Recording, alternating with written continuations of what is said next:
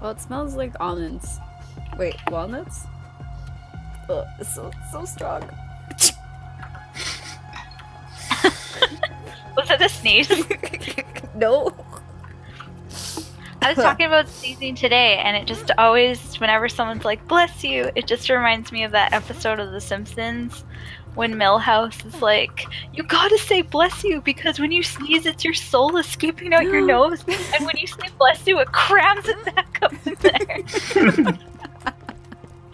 Aw, See, that's so sweet. That's the reaction I wanted. I said it at work, and they're like, oh, is that what you think, Laurel? What? Really? What? No. No, Milhouse thinks that. Jeez. Or there's Tiffany, where every time she says bless you, right after she says under her breath, sinner.